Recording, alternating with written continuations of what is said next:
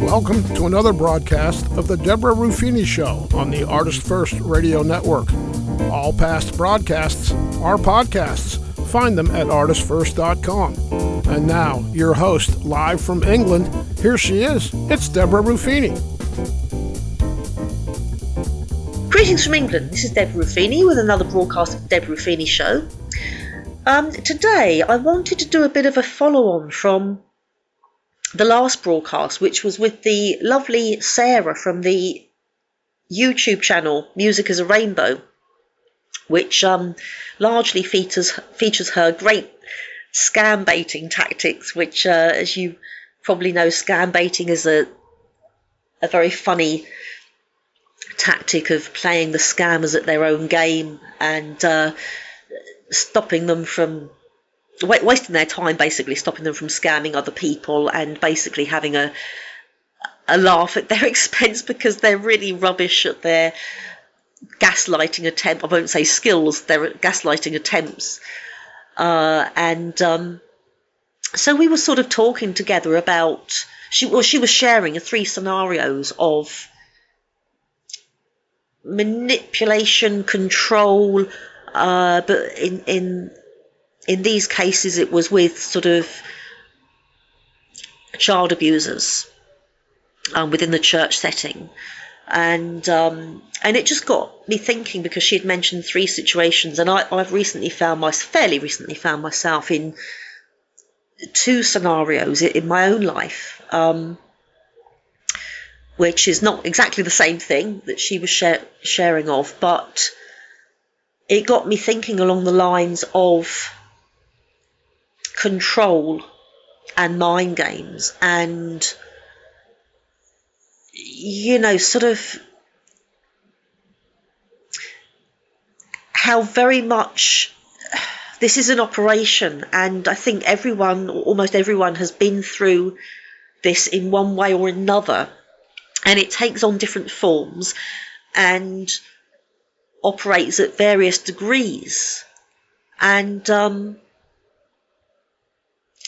she just got me thinking really about the whole, well, she was sort of mentioning about excuse me, people operating in the church environment in her situations with sort of wolves in sheep's clothing, and it can start by something just doesn't feel right, you know, and you can't always put your finger on it, but there's just something a bit off, and people don't always turn out to be as we had believed them to be.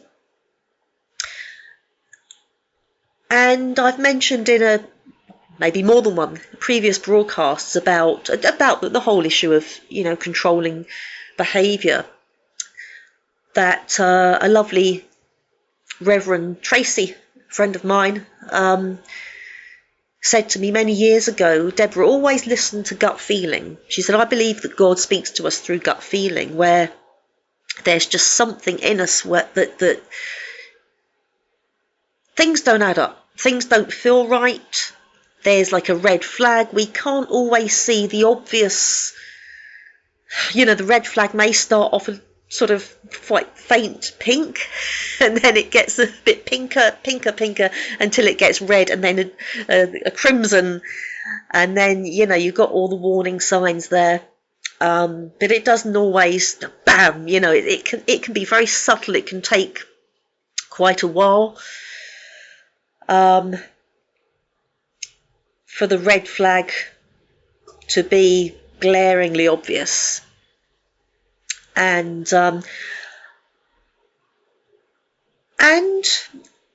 as we've said before, that people are we're a mixture of good and bad. None of us are perfect. Some people think they're perfect, but and a former guest, the wonderful Christy Parker, motivational speaker on toxic relationships. Christy is of emotional ethics, and, you know, as she's shared with us before, that everyone has a degree of narcissism, but it's when you've got lots of the traits of narcissism and they're sort of fully blown, that's when things are quite serious. But we all have elements of narcissism in us. We all have ego to a degree. We can all think we're right about certain things, otherwise we wouldn't have opinions on anything. So it's healthy to have a degree, but keep it to a minimum. It's when it's out of hand that it's more obvious and more serious. And fake people can often come across as kind and loving, but they typically tend to expose themselves in the end. And it's always good to listen to actions rather than words, as it's actions which bear the fruit of who the person is, really. And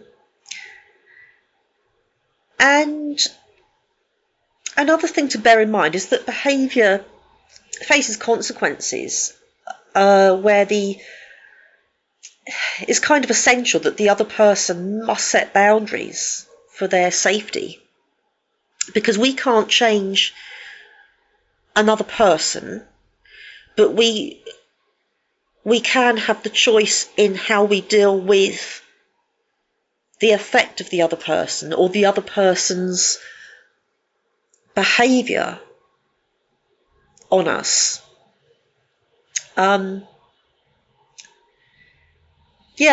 quite often it can be those little hints just along the way that can indicate that something just doesn't feel right, where the behaviour can actually be hypocritical or contradictory. Just seems a bit off in some way. And it's a good thing to actually, rather than keep a mental note, because mental notes can sometimes get a bit distorted. We can forget things. We can actually have false memory syndrome sometime with things, especially if things get a bit overwhelming. It's good to write things down. If something doesn't seem right, just jot it down. Just, that doesn't make sense. Or even, cross it out. If, okay, I've got the answer to that and it was, I didn't quite get it. Because sometimes it can be us, But when we sort of fathom things out and it's not something that we've got wrong or we've been in error over, things can sort of build up and it's, let's just make a little list of this. And you'd be surprised at how many things can end up on the list. So, as I say, I've fairly recently found myself on the receiving end of a couple of scenarios with people where I've needed to protect myself, and sadly step away from them, and excuse me, and you can feel a bit of guilt in doing that, because again, quite often charming people, they appear as nice, kind, and you can feel guilty. So-and-so's done this for me, and so-and-so said that to me back then, and I must be wrong. I must be at fault in this. Maybe I'm too sensitive. But if something feels uncomfortable, and we feel uncomfortable around that person, then something isn't right. Because if there's nothing to be wary of, or be fearful of, or be hesitant about, then we tend to normally feel comfortable around people on average. So if you feel uncomfortable around someone, but you can't sort of knowingly or consciously express why, then there's something operating at a subconscious level that you haven't figured out yet. And again, quite often it's the future. Hindsight can shine a light on a lot of stuff that beforehand just felt off. So yeah. So we don't automatically dismiss people as being overall horrible. Sometimes their genuine niceness in other areas, we just can't make sense of the sort of flip side of the unkindness and the mind games you sort of go from one character to the other, almost sort of Jekyll and Hyde, and it can feel very confusing with such opposition of character. We can be left really baffled. And so in this, I'm going to explore both, really. A kind person who has a tendency to control, and a kind person who has a tendency to play mind games.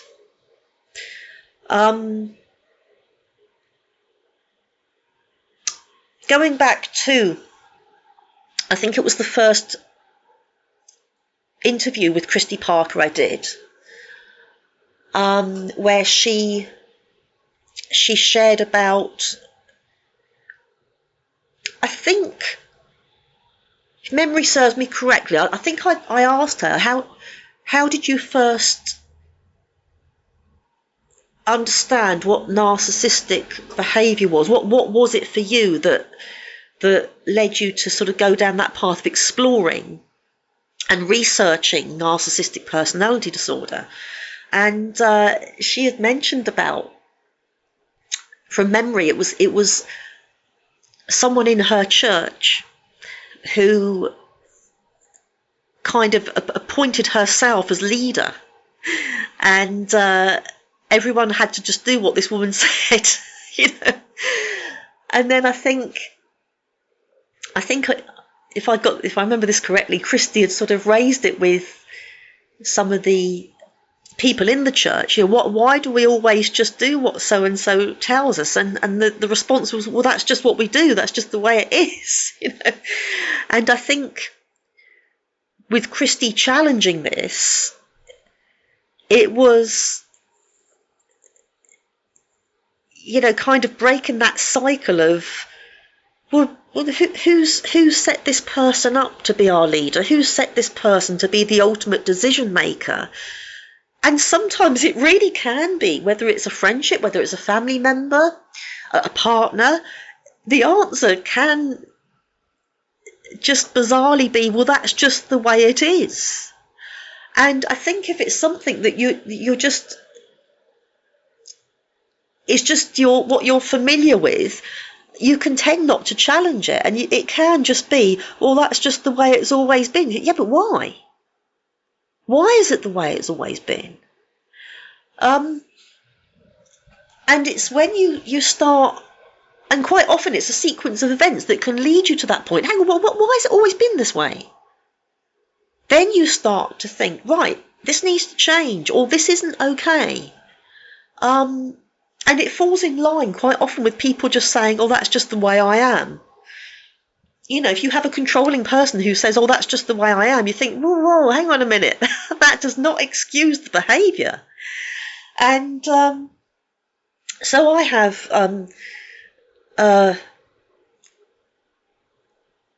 someone who I know, that very confusing behaviour indeed, where I've had to protect myself, receiving lovely gifts, receiving lovely words over the years, beautiful calendar every year of how close we are, of how much the person thinks of me, and then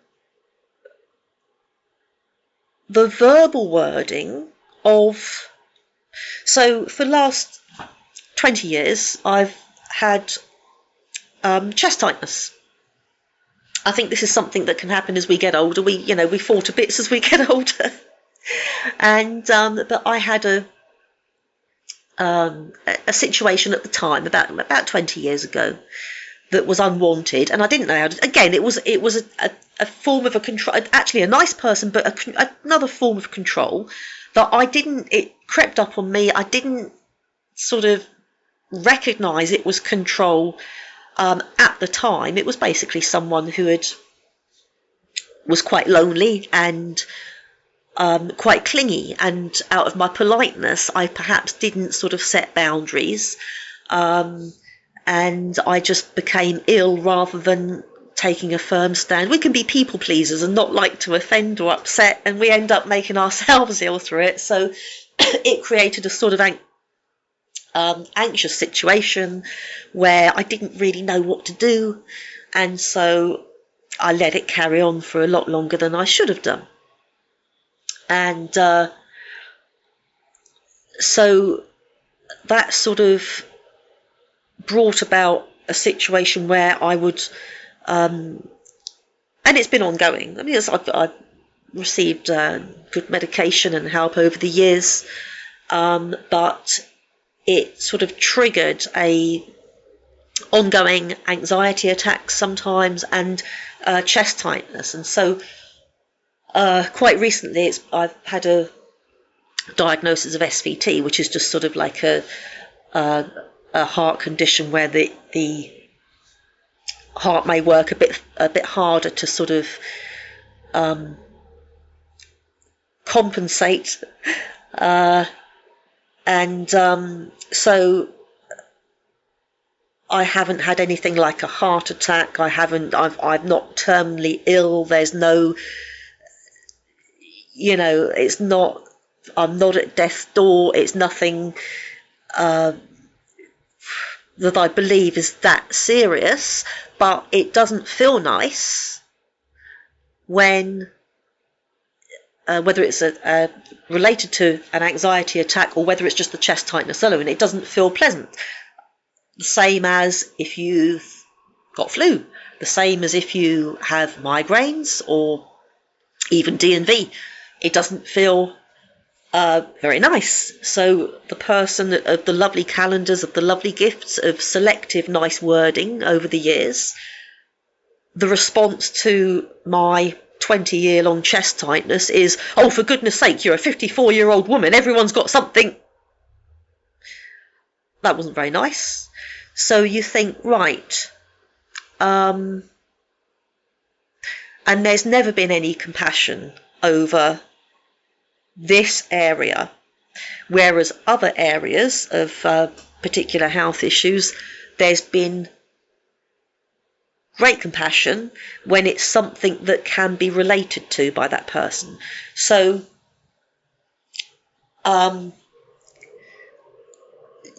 by the same person, I've also had over the years the law laid down to me of what I can and can't say to particular people, that my over the years counselling should have sorted me out by now. Very much but hypocrisies that the person who has laid the law down for me breaks those rules for themselves. And if I dare to raise, well, what about when you've got the same thing, or you do what you've ordered me not to do? The answer is that's different. The goalposts are moved, and that's different. And you can't argue with that. And then you have to come to a point where you think, right, this person of the nice calendars, of the lovely wording, of the help, actually, they don't like you and they feel no respect for you, and they need to control you.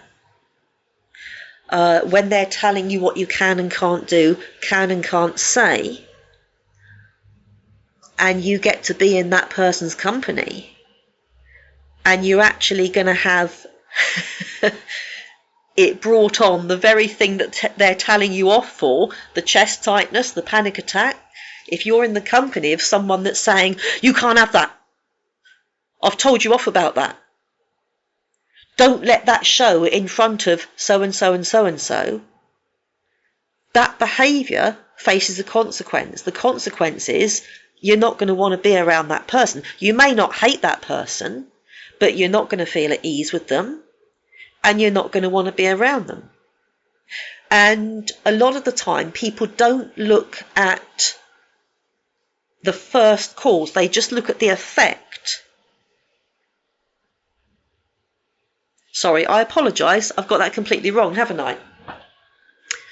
Right, let me get that right. They don't look at the... Sorry, no, I have got that right. Yes, sorry, I do apologise. So they won't look at...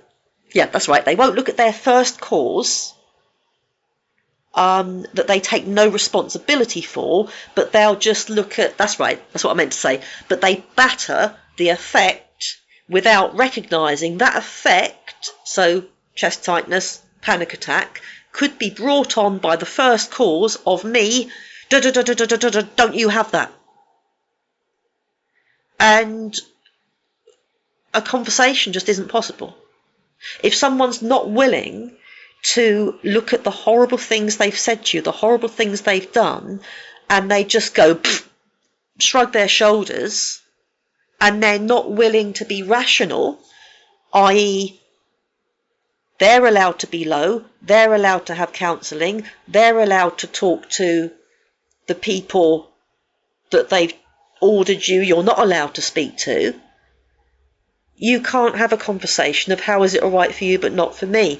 Your only answer is to escape the person and the scenario, because you're not able, and if that person's not willing to say sorry, and they're not willing to admit that they're at fault and that was a horrible thing to say or do, your only answer is to walk away. And it goes back to, we can't change another person, but we can change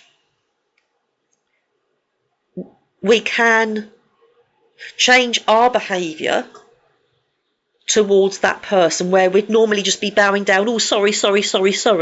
We can change our behaviour, and we can choose what we do about it. We can choose to have boundaries and look after ourselves and do whatever it takes to look after ourselves without feeling guilt, without feeling selfish. It's so essential to look after your mental health and physical health, because mental health impacts the physical health. So it's about standing strong in that. And the other scenario, really interesting. I've never, in relationships, I think my first broadcast about, after exploring with Christy, I think the one that I was just me twittering on, I mentioned about, I think it was 3, we're going back a few years now, 3 relationships I'd had that were deeply narcissistic. And I think it was 2 relationships and 1 friendship that were the true sense of the word narcissistic. In this situation I'm about to mention, I don't think the person was narcissistic. You can have someone who plays mind games that isn't, again, like a person who's controlling or bossy, but they may not be narcissistic. You can also have, I think sometimes we throw the word narcissistic around quite freely, when we don't actually look at the traits and say, does this person have that trait, this trait, the other trait? Yes, they're not a narcissist. We can just look at any negative trait and say, oh, they're narcissist. But, you can have you can have people behaving unkindly where they're not actually narcissistic, and that the people I'm mentioning here I don't believe are narcissists. So the other scenario is a very interesting case of mind games. And in some cases of control, hindsight may be able to shed a light on, that makes sense now. That thing way back then, that makes sense now, given hindsight. And in other cases, you may never have your answers. The more you try and make sense out of the mystery, the more baffled you end up. And that's what's happened with this one. I believe I will never receive my answers. I mean, I've let it go, and it's not something that is bothering now, because I'm free of the scenario, and it's a shame it didn't work out. But, and again, another thing we can't have control of is we can't force someone to be friends with us. We may be sad why a friendship has ended, and we may want the friendship back, but we can't force someone to have a friendship with us. And sometimes out of that, we can realise if someone can let us go quite easily, we may not want a friendship with them, because we realise we'd never meant that much to them. So,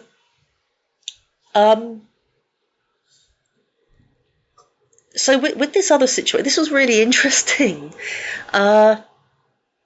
So I'd met someone, it was a friend, and we had become very close very quickly. You know what girls are like. Girls are silly. Us girls are really silly, you know. They say that boys never grow into men, they just grow into bigger boys, but I think that can also be true of girls. I think they say girls grow into, little girls grow into women and boys grow into bigger boys, but I think girls have always got that sort of, we'll be friends forever and ever and ever, whereas men grow out of that. So it was a lovely friendship, and I have no regrets about it. Well, I regret how I could have dealt with it anyway, so very close very soon, and things like, time just goes forever when we're in each other's company and buying like matching Barbie bracelets and two grown-ass women in their 50s. And I started developing feelings for this friend of mine, quite strong feelings. The feeling wasn't mutual, and that's absolutely fine. But it was okay. The friendship was good, and we had fun times together. And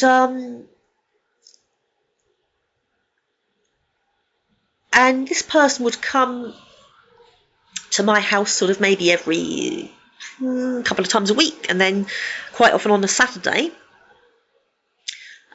she would come round and we would sort of play games until the early hours of the morning, and it would be like, oh my goodness, it's 3 o'clock, and I came round at 6 o'clock, and time just goes when we're together, and it was all happy, a bit like the balloon blowing up. If it's blown up too much, it's going to burst. So there was one evening where my friend came round to see me, and she was always quite open about, I'm going out with so-and-so, or so-and-so from London is coming down to see me, or this person or that person. And incidentally, there's no rules about how someone should say anything, but one thing to look out for is if the behaviour changes. So if someone typically says, if they offer over information, like this friend of mine would, so and so, mentioning who the person was, doing whatever with them, and then suddenly if there's a lot of under information, you'd think, oh, what's all that about? So it's not about your friend or even partner or whoever. They're obliged to tell you everything about their life, but there's something interesting if they offer lots of information and then about something else they sort of clam up. Yeah? So it was one Saturday night, a typical Saturday night, when we'd be playing games, and I said, oh, we're doing anything nice tomorrow? And she'd looked down at the floor and looked as if she wanted the world to eat her up. And she just said, I'm going on a walk. And I thought, oh, that's interesting. Usually she's, oh yeah, I'm going on a walk with so-and-so, so-and-so, and we're going to do this and we're going to do that. But it was as if she didn't want me to know. And so by that body language, I didn't want to embarrass her, so I just left it. And I just thought, well, I hope it's nice weather tomorrow.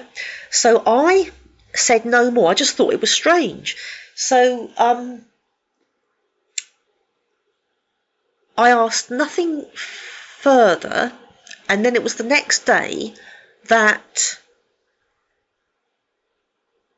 and I thought, well, seeing as it's obviously a secret, there's some reason she doesn't want me knowing. I thought, I'm not going to ask anything further. So the next day she had thanked me for a nice evening, and said that she had worded it, a 6-mile walk was had, and sent me a photo of, it was some sort of castle or a folly or something. It was something. It was somewhere scenic, and I thought, that's strange. I thought this had to be a secret. You know, she clearly didn't want me knowing where she'd gone, who she'd gone with, which is her business. Incidentally, this is not about me having to know. As I say, it's about why would someone give strange behaviour where they'd normally be open. Okay, so that was interesting wording. You know, a 6-mile walk was had. That's interesting, sort of coded wording, as if you're deliberately saying it in a way as to let the other person know that you don't want them knowing. So I twigged there was something at this point. I thought, well, okay, well, it's her own business. That's fine. And I just thought, well, you know, and then I said, oh, I didn't ask you too much about where you went or who you went with, because I got the impression that you didn't want me knowing. I didn't want to embarrass her because there was clearly some mystery here, you know, so I didn't want to embarrass her, so I just said I didn't ask anything further, but it wasn't because I wasn't interested. I just got the impression you didn't want me knowing. And then she just messaged back saying the best part of the weekend was seeing you. And I thought, right, that's obvious now that it's someone she doesn't want me knowing about. So I said, so I just left this now, and I had assumed that, there was obviously a reason. I had assumed that it was, given that she knew I had feelings, I wondered if it was a new friend that she didn't sort of want to make me feel jealous about. It could have been a male friend that she may have thought I would be worried in case, even though it wasn't reciprocated, the feelings between us, she could have I felt it was clearly someone that may have posed a threat. So she needed to keep the person secret, and that's what I believed for a long time. So fast forward from that, there were various other things where things would be sort of worded in a specific way as to, I don't want Deborah knowing. It was very odd. It was sort of certain things along the way that she'd say she was doing. It would kind of be contradicted by something else she'd be saying, or there'd be a sort of, I don't know. It's hard to sort of describe, but where I'm going with this is, it was a job to know what to do with this, because this person was so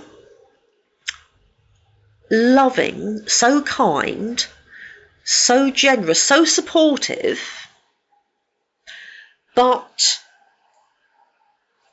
that made me feel uncomfortable, because if it was concerning someone that may have posed a threat to me, of course I would have felt a little bit jealous if it was, a potential partner or something, but it would have been better to have been honest about it. But my main concern was, it was a strange thing to do. So, if a friend said to me, "Oh, Deborah, what are you doing tomorrow afternoon?" and I say, or I come back after going to town, I say, a trip to town was had. That's a deliberate way of, I'm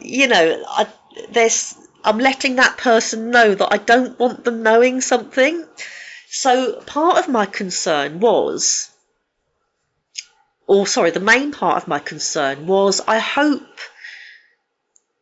it's not sort of a mind game, like when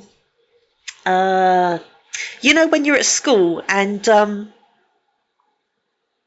your friend sort of says to you, "I've got a secret," and you say, "What is it?" "I'm not telling you." And there was just something about that made me feel uncomfortable, in that, as trivial as it sounded, and this all sounds, but what I'm just describing here sounds very childish, but I wouldn't have liked the thought of sort of being used by someone in the name of, like, a situation of control where it's, I like to deceive Deborah. Because although that wouldn't be someone being cruel, it would have felt really strange, sort of being used for that. And I've never had anything like this before. So there was another situation of, there were quite a few things along the way where, so there was a situation, for instance, that I'd bought a tub of, over here it's called Horlicks, it's like a malt drink, and it wasn't very nice. And so I gave it to this friend, and she had a friend that said she may have liked this. I said, "Well, save it going to waste, give it to your friend, and if she likes it." So she took it back with her.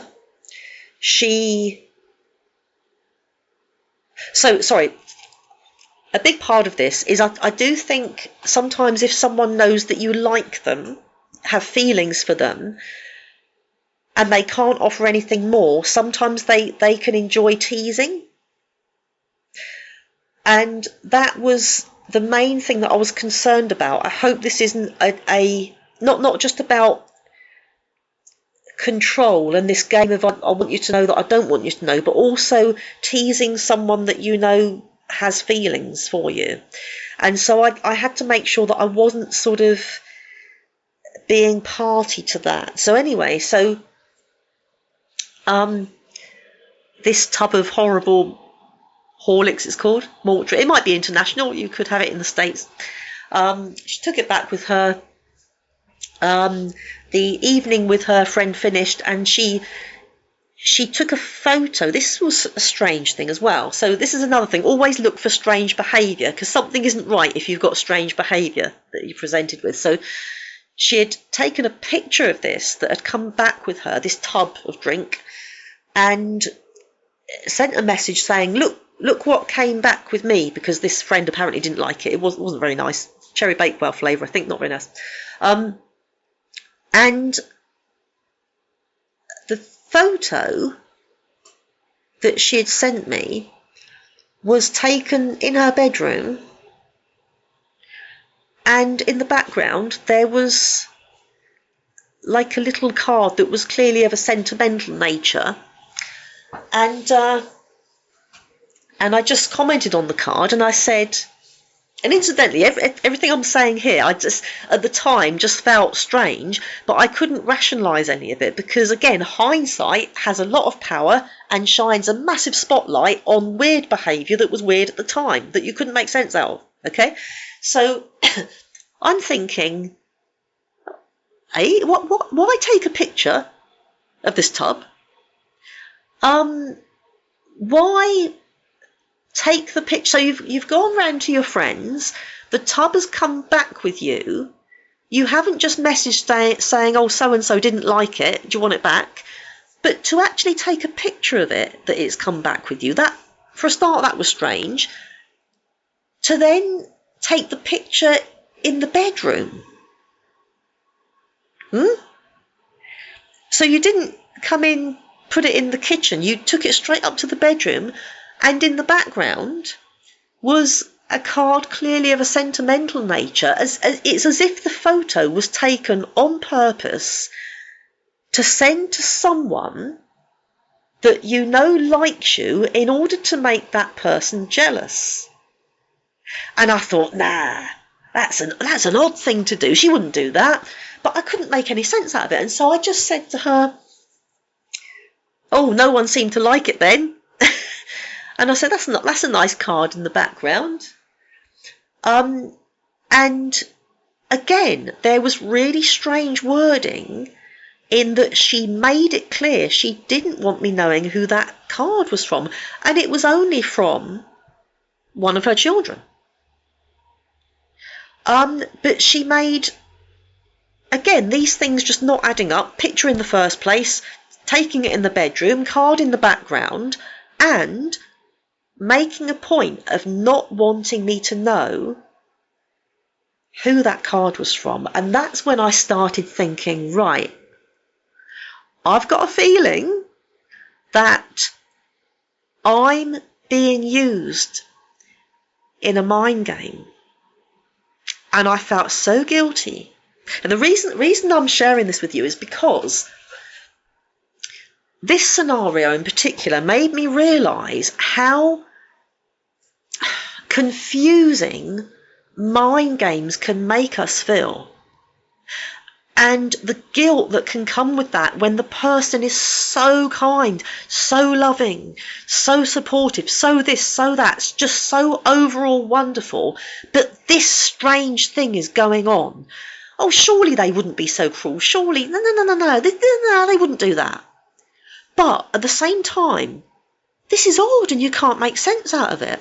And so that was the second thing that made me think, well, there were things along the way, but that was the second sort of bigger thing that made me think, hang on, that's not just chance. And then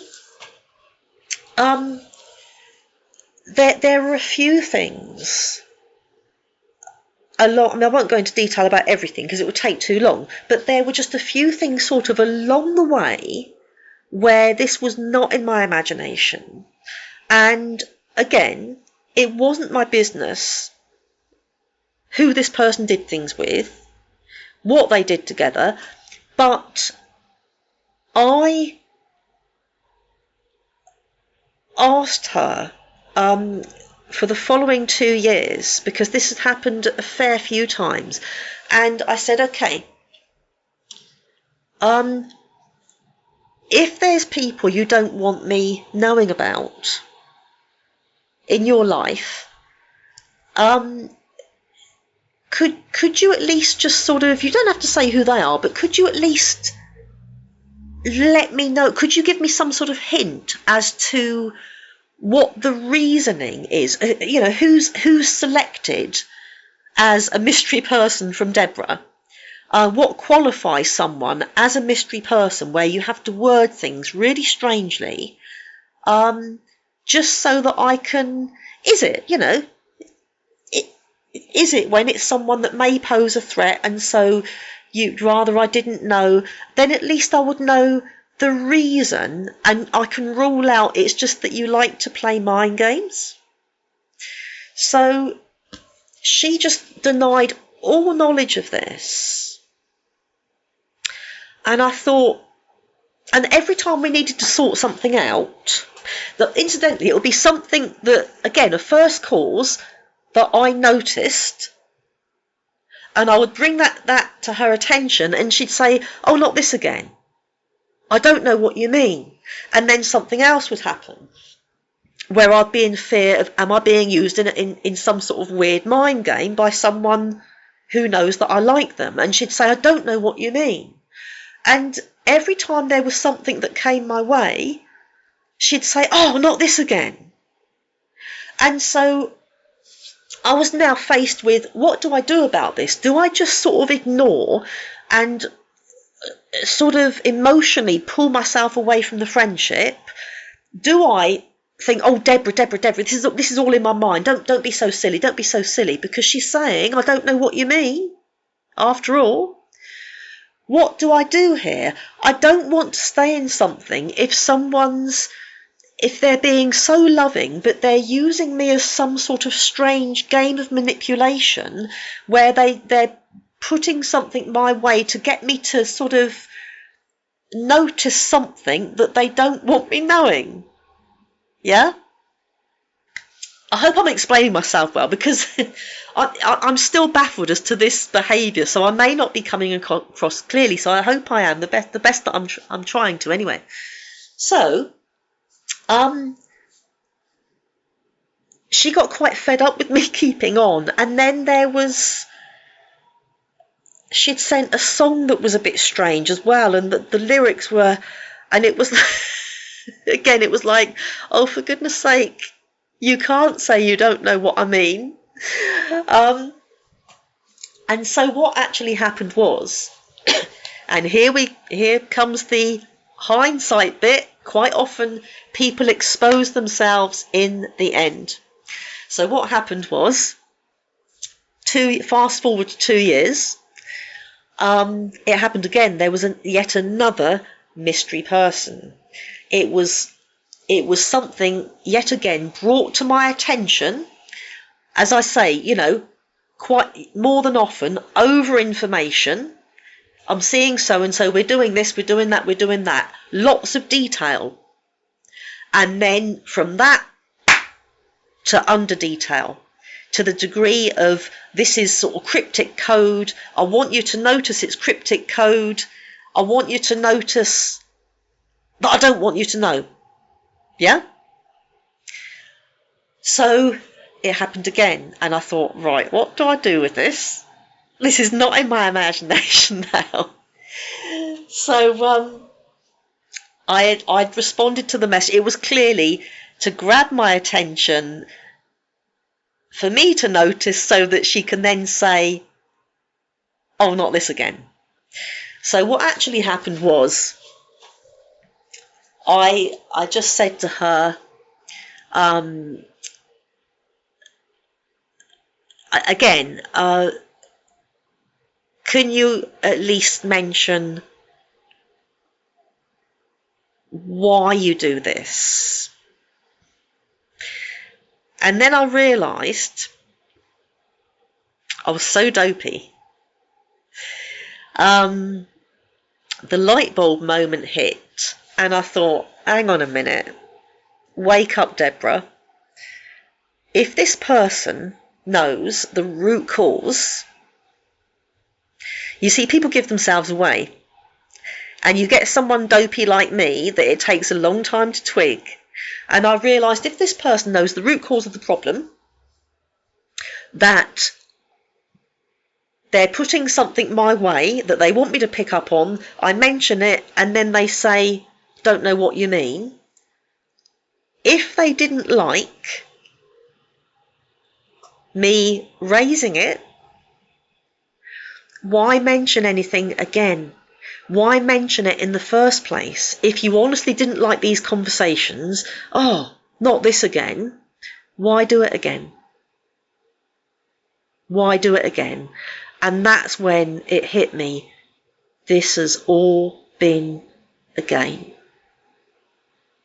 And I had this sinking feeling, and I thought, I am so stupid. This has all been a game. She gave herself away. The fact that she knew what she was doing so that I would notice, bring it to her attention, and she could end the friendship, because I served no purpose anymore. She couldn't have this game.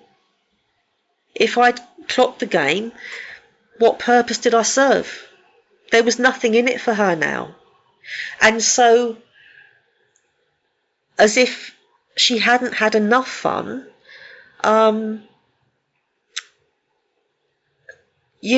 asked about, would you be so kind as to elaborate on why? What was the point of this, And, a sudden ending of the friendship when apparently I meant so much to you, but you could just dispose of me just like that. And the message wasn't picked up for a week. And even when it was a complete ignoring. But do you know what?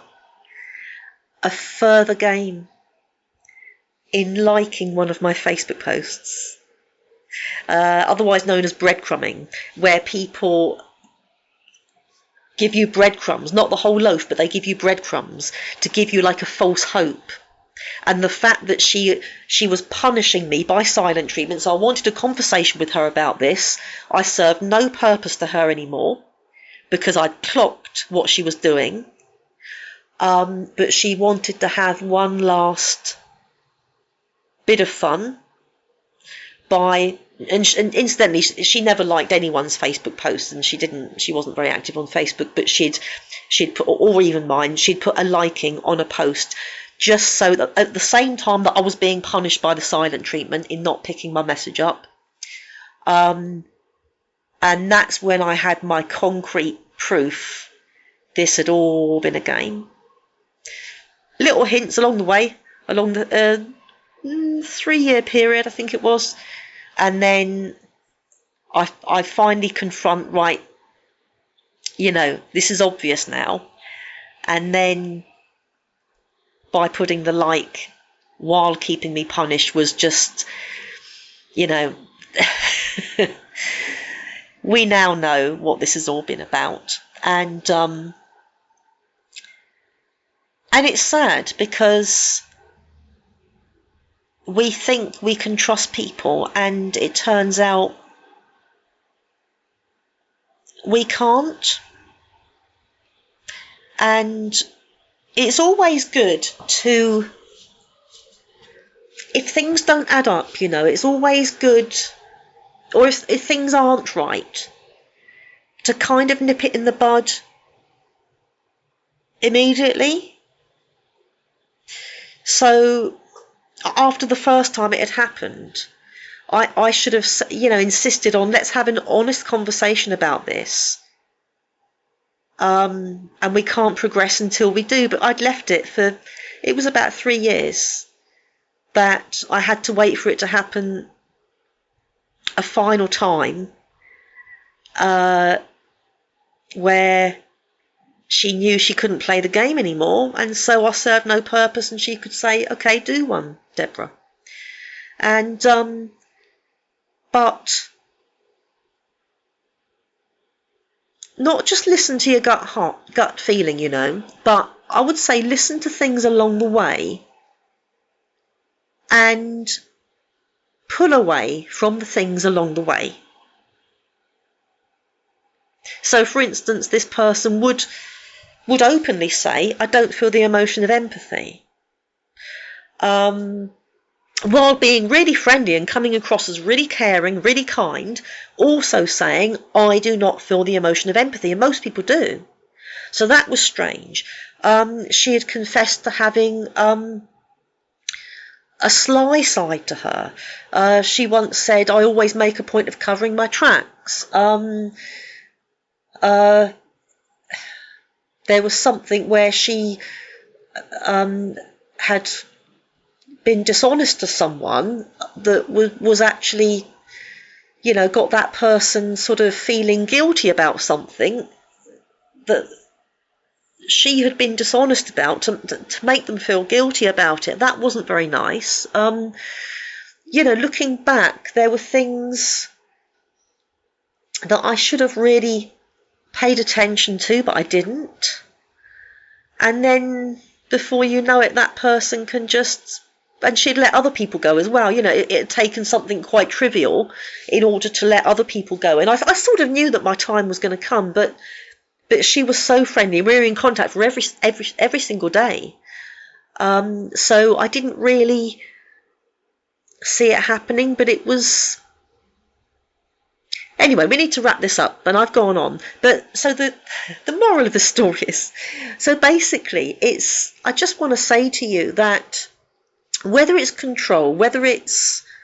Both scenarios I've shared here have been of control, but the latter one of mind games. Mind games is still a form of control.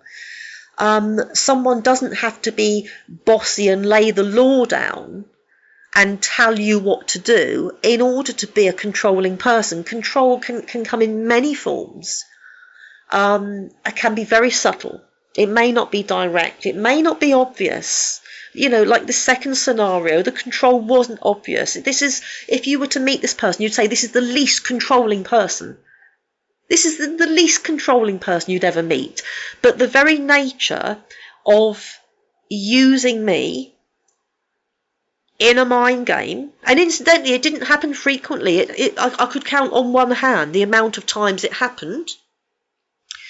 But it was still a matter of... I'm using you in a game of, I want to bring your attention to something that I'm doing, that I'm making a point of saying I don't want you knowing. That in itself is a mind game. And I will still not really know why this was something she needed to do, but even if I don't have my answers as to why it was something she needed to do, it was a thing, nevertheless, that whatever the reason for someone's game at your expense, it is a big enough reason to not want to be part of it. Do I miss the friendship? Yes. I miss her an awful lot. Would I want the friendship back? No. Because you're not going to feel... And you're not going to feel close, but you're not going to really know someone if they need to do that for whatever reason they're doing it. Whether it was because I like to tease someone that I know has feelings for me where it can't be reciprocated, I don't know. But what I do know is that it wasn't in my imagination. It was something that she was doing in the name of teasing me, and that is a big enough, for whatever reason, that's a big enough reason to say, as much as I love you, as much as I love the friendship, I need to pull away. I mean, fortunately, she did it for me, but that is a big enough reason to say I need to protect myself. I need to not feel like I'm going mad. Anyway, I've gone on enough. But if any of you do find yourselves on the receiving end of manipulation in whatever form, it is worrying the amount of the degree and different forms manipulation can take. But do seek help. Reach out to me. You're always free to. My email address is on the homepage. But there's also Facebook groups are good. There's many groups in support of narcissists. And incidentally, the two people I'm mentioning, that I don't believe they're narcissists, but narcissism is a form of control. Narcissist awareness groups, raising awareness of manipulation, control, abuse. There's various organisations and Facebook groups out there. So don't suffer in silence, because it can make you feel like you're going mad.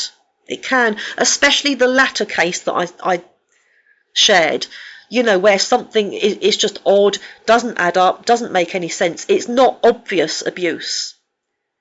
Abuse in the form of mind games is more baffling, and you're more likely to feel like you're going a bit gaga. So I wanted to share specifically the last one, because that was a strange thing that happened to me. It's never happened before, and I hope it never happens again. But, and again, it was subtle. It was a very subtle thing. Not drastic, but strange, but enough to make you feel like you're losing your mind. Anyway, thank you for tuning in, and to the audience, I hope this finds you well, and until next time, lots of love and God bless.